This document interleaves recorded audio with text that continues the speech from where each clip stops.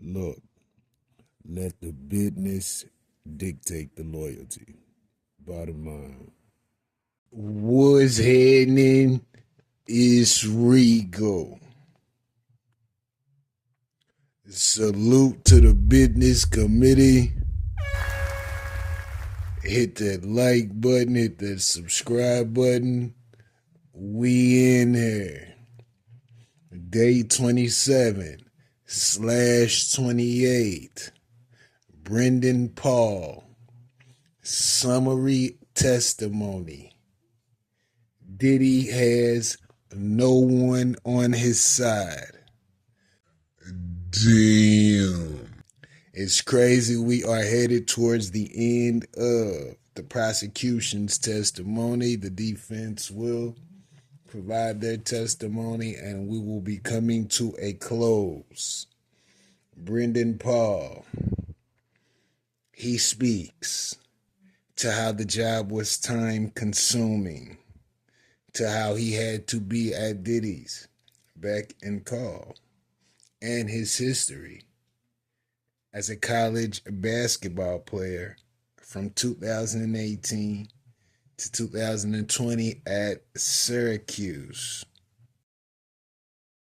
He speaks to his salary, Diddy paying him up to $100K annually. In January 24, he speaks to having to move the freak-offs to a residence once the Cassie lawsuit was settled.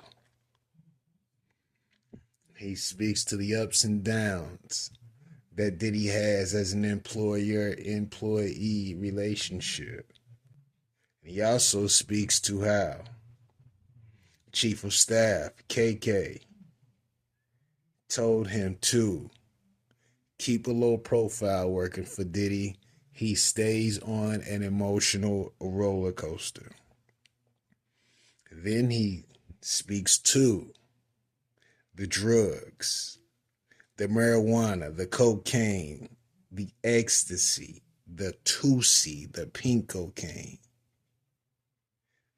and how he met with different drug guys to obtain the drugs of Diddy's choice. He testified to the items needed for hotel nights, toiletries, candles, etc. And then he speaks to when he was arrested for cocaine. He refused to tell authorities why he had those drugs. And it was based on his loyalty to Puff. You gotta respect it.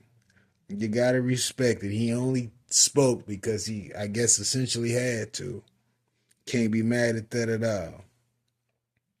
He was also cross-examined, where Steele tried to dispute the fact that he was a drug mule. He also said that Jane Doe, Diddy's former girlfriend, was not forced into spending nights in the hotel for the music mogul. He suggests that she was a willing participant, quote unquote. Now, you know he was arrested in Miami, the Opelika Executive Airport, charged with the possession of cocaine, marijuana, etc.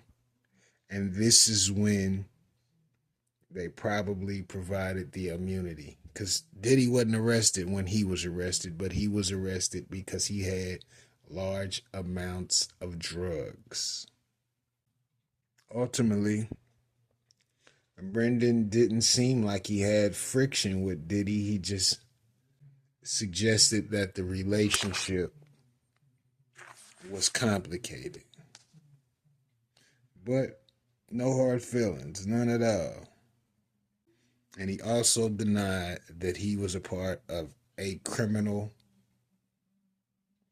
enterprise moving drugs. To his knowledge, he was only getting those drugs for the benefit of Diddy. Brandon Paul's testimony. Now the defense is speaking on Puff, but they have no witnesses to speak on Diddy's behalf. Zero witnesses to speak on Diddy's behalf. This is crazy because I'm sure there were gentlemen that were around Diddy who probably engaged in freak-offs with Diddy who could speak to his lack of force, dominance, the whole nine. But because it may implicate them, they have nothing to say. Diddy's watching all of this. He's watching it all, I'm sure. And I'm sure he is anticipating some sort of verdict so that he could speak his piece one way or another. But whether they get him with the Rico or not, I see and have said before and will say again, Diddy having a seat. I see him having a seat for sure. Now for the max, absolutely not. 5 to 7 and a release based on a technicality, I can almost assure you that. But this is where we are. Diddy has no one in his corner but the Lord and his family. We'll see how this turns out. Let me know what you think about this in the comments. Rico, what the business is. 100.